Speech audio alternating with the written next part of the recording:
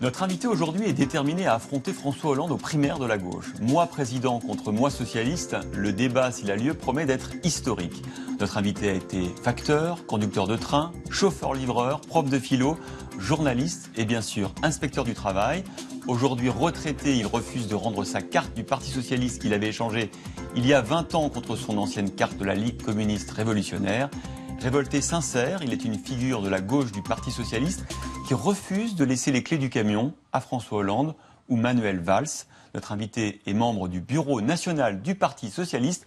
Bonjour Gérard Filoche. Bonjour. Merci de nous recevoir chez vous. C'est un bureau politique à domicile car vous êtes retraité, donc votre bureau c'est ici, juste à côté. C'était un petit peu petit, on n'a pas pu s'installer, donc on est dans votre salon. Merci, grâce à vous, de nous faire vivre cette intimité si politique, si militante qu'on voit partout dans votre appartement. On va commencer par ça d'ailleurs, parce que derrière vous, il y a cette photo de 1994, c'est un congrès du Parti socialiste. Vous y entrez.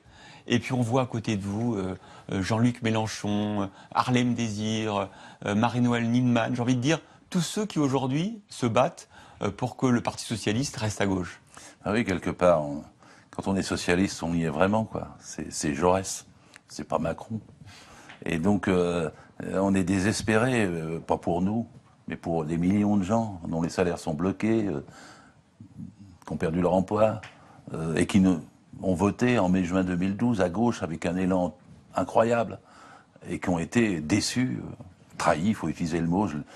Il est violent et je l'aime pas, mais on peut pas dire autre chose, quoi. Et on a 1,3 million de chômeurs de plus depuis juin 2012. Bon, quand on est socialiste, on a les sangs qui tournent.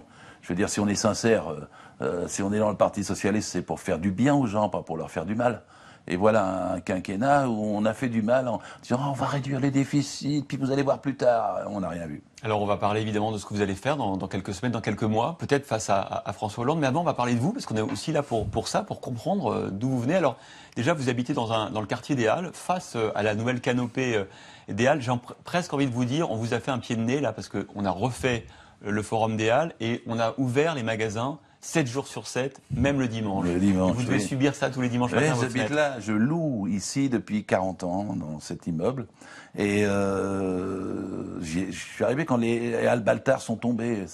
À l'époque, personne ne voulait y habiter parce que depuis 40 ans, j'ai dû avoir 14 ans de travaux pour le premier forum, puis la destruction, puis le deuxième forum qui vient à peine de s'achever là.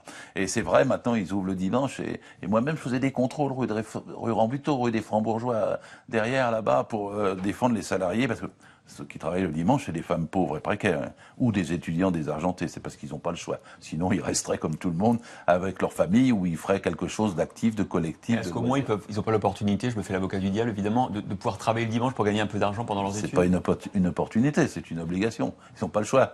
Donc ils travaillent le dimanche, ils font pas autre chose et ça casse en quelque sorte la vie sociale, la vie collective, la vie culturelle, la vie de loisirs. Etc. Le travail le dimanche, c'est du vandalisme antisocial. Et je sais qu'il y a des gens qui sont obligés de travailler le dimanche, mais limitons-le à ceux qui sont obligés, à l'hôpital, dans les transports. Et alors on voit votre combat là quand vous étiez il y a quelques années à faire du travail dans le Marais, le journal du dimanche qui faisait campagne, je pense à l'époque pour le travail le dimanche.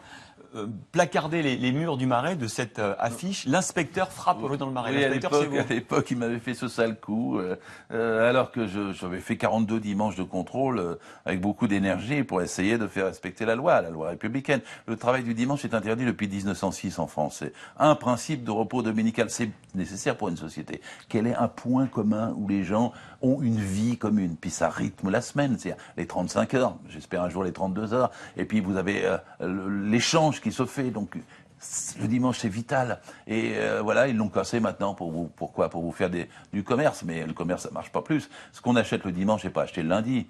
Quand il y a quelqu'un qui est employé le dimanche, il y en a quelqu'un qui est viré le mardi. Ça ne fait ni chiffre d'affaires ni emploi en plus. Ça n'a qu'une fonction, dérégulatrice. Ils essaient de faire de notre société à l'anglo-saxonne et de faire perdre tous nos caractères sociaux et collectifs qui font le propre de la France. Alors vous venez, je le disais tout à l'heure, de la Ligue communiste révolutionnaire. Votre héros c'était Trotsky, j'imagine. Oui. Finalement, vous avez essayé de faire de l'entrisme dans le Parti socialiste. On l'a vu avec cette photo de 94, et puis vous avez un peu échoué. Finalement, le Parti socialiste, devient un parti social-démocrate, certains disent même social-libéral. Tous vos mots sont un peu étranges pour moi. Dites-moi Vous alors. avez le droit de les utiliser, mais moi je suis militant. Ma première carte à la CGT était en 1963. Fils d'ouvrier, mon père était menuisier chaudronnier à la SNCF et ma mère était aide-soignante. Quand je suis devenu coursier au Crédit Commercial de France, on se syndique. Je me suis syndiqué à la CGT, je me suis syndiqué à l'UNEF et j'ai milité toujours en fait pour les mêmes choses, quel que soit d'abord au Parti communiste, puis ensuite c'est vrai à la LCR et puis pourquoi j'aimais Trotsky, parce que c'était un gars qui résistait au stalinisme et à la dictature, parce qu'on ne peut pas imaginer le socialisme sans démocratie. Entre nous, il n'y a jamais eu de socialisme nulle part. Il n'y a jamais eu de communisme nulle part. En Russie, dès les années 27, c'était une contre-révolution. Et l'idée de socialisme que j'ai, c'est évidemment un socialisme avec la liberté, avec la démocratie, où il y a un partage et une redistribution. Vous auriez presque pu être anarch Quand je blague, je dis que je suis à la fois anarchiste, socialiste, trotskiste, communiste. C'est pour ça que je suis pour l'unité de la gauche. Et quand on a dit tous ces mots, des étiquettes, après qu'est-ce que c'est? Pour moi, c'est l'augmentation des salaires et la baisse des dividendes. Pour moi, c'est la retraite à 60 ans. Pour moi, c'est un SMIC à 1800 €. Pour moi, c'est la réduction du temps de travail à 32 heures. Pour moi, c'est un salaire maximal à pas plus de 20 fois le SMIC. Je milite pour transformer le monde de façon à ce que les humains soient plus égaux et est-ce qu'on ne voit pas des différences entre les gens qui sont dans la rue en bas avec leur enfant sur une couverture et puis vous avez au-dessus Madame Bettencourt et puis Monsieur Arnaud là qui possède à eux deux plus que 20 millions de Français. On peut pas vivre dans une société qui est inégale. Comment peut-on être heureux dans un océan de misère? Comment peut-on être à l'aise si on voit les gens qui ne travaillent pas? Comment, même si soi-même, on fait des miracles, on a des tas de capacités, du talent, comment peut-on accepter de gagner 20 fois plus qu'un autre? Quand vous avez 3 yachts, trois villas à la montagne, vous avez 3 maisons et puis vous mangez du caviar tous les soirs, pendant que vous avez des gens qui meurent de faim, pendant que vous avez 9 millions de pauvres en France et qui mangent des pâtes à partir du 10 du mois. C'est insupportable humainement d'être dans une société qui est comme celle-là. Or pourtant c'est la nôtre. Alors j'ai quand même une question qu'on doit vous poser souvent, mais finalement, je comprends tout ce que vous dites, mais est-ce que quand on voit notre pays qui est immensément endetté, qui a un taux de prélèvement obligatoire important et qui a un des taux de chômage les plus importants d'Europe, est-ce que ça ne veut pas dire que notre système économique n'est pas le bon et qu'on devrait faire comme les pays, je sais pas, être plus libéral, plus déréglementé? Je vous provoque évidemment. Bien sûr, vous me provoquez, mais je voudrais commencer par la dette de la France. La France, je vais vous contredire sur le fond, la France n'a jamais été aussi riche. Il y a 600 milliards d'avoirs français dans les paradis fiscaux. On a vu Panama Papers. Vous avez 80 milliards de fraude fiscale, connue, reconnue, tout le monde. Voilà. Avec 80 milliards, vous avez déjà plus de problèmes de budget, de déficit et autre chose. Vous avez les 500 premières familles de ce pays. 500. Vous prenez le Magaline Challenge, ils disent ça tous les ans. Et elles possèdent 460 milliards. C'est-à-dire pour les gens qui n'ont pas l'habitude des chiffres, 1,5 fois le budget de l'État. Énorme quand même. Vous avez 58 multinationales en France. Elles blanchissent, c'est le scandale LuxLeaks qui l'a révélé.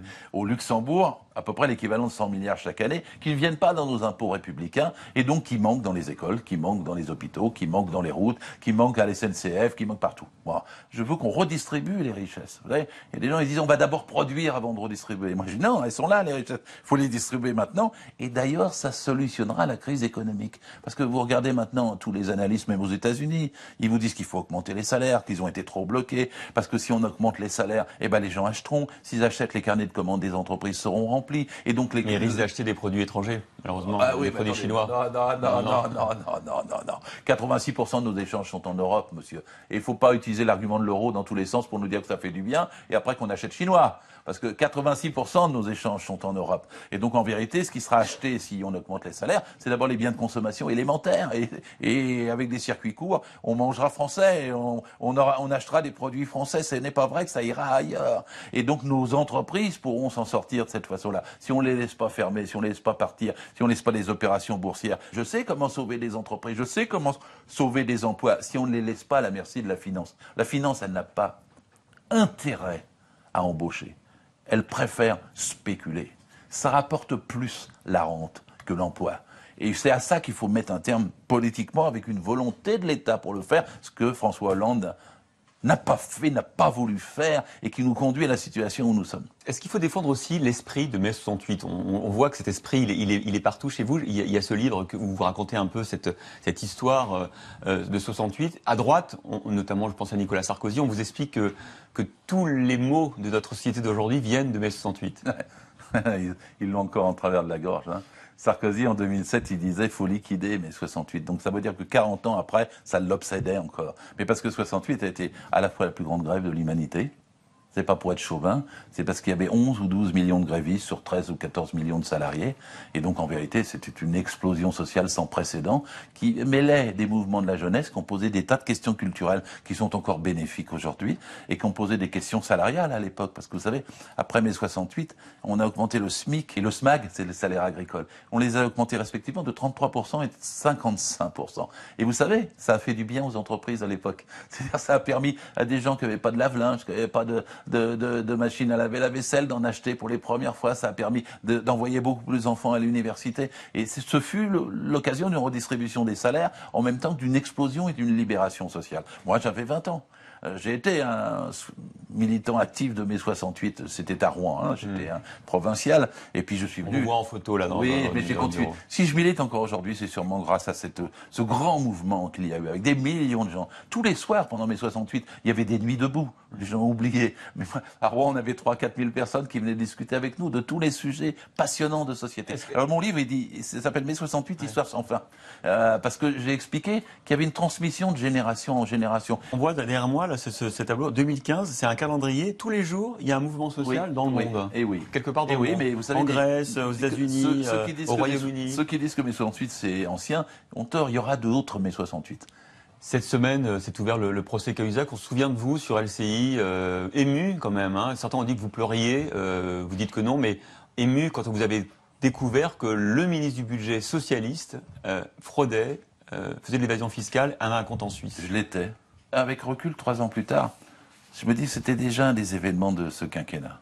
Parce que pourquoi Cahuzac était-il ministre du Budget? Pourquoi François Hollande l'avait-il nommé à l'époque avec Jean-Marc Ayrault, puis Valls et tout ça? C'est pas normal que des gars comme ça arrivent à ce poste quand ils sont ce type-là. Parce que Cahuzac était par ailleurs un type hyper droitier. Il était pour la privatisation de la sécurité sociale. C'était un brutal droitier. Et il était là, et en plus, il avait sur le ventre je lutte contre la fraude fiscale, et il fraudait lui-même. C'est le sentiment que j'ai quand j'entends des gens comme Macron qui sont pour le secret des affaires aujourd'hui. Il s'est battu pour faire dans sa loi rentrer le secret des affaires. À peine 2 ans après Cahuzac. Qu'est-ce qu'ils ont à cacher, tous ces gens-là? Ce monde-là, faut arrêter. Si je suis candidat pour l'élection, c'est parce que faut qu'il y ait quelqu'un qui parle des petites retraites, des petits salaires, et qui dise à la finance, pour de bon, qui dise à la finance, stop. Qu'est-ce qui va se passer? Alors, vous allez être candidat contre Hollande, quoi qu'il arrive? Je veux être candidat. En fait, Hollande est perdu et perdant. Moi, je souhaite qu'il ne se présente pas. Ce serait le meilleur service qu'il rende à la gauche. Mais alors, si Hollande y va, malgré tout, est-ce que vous n'avez pas intérêt, vous serez ce week-end au Université d'été des frondeurs, à trouver un seul candidat des frondeurs pour au moins avoir une chance? C'est ce que nous essayons de faire, bien sûr. Mais pour l'instant, il n'y a pas besoin de se presser, puisque c'est des primaires. On veut arriver à un candidat unique par des primaires. En attendant que la diversité s'exprime et que les gens qui prennent la lumière le prennent. C'est les électeurs qui choisiront. Et moi, évidemment, il faut décompter pour arriver à un accord. Je suis optimiste là-dessus. Mais pour l'instant, je tiens à... C'est quoi le bon candidat? C'est Montebourg, Taubira? Ah non, c'est moi.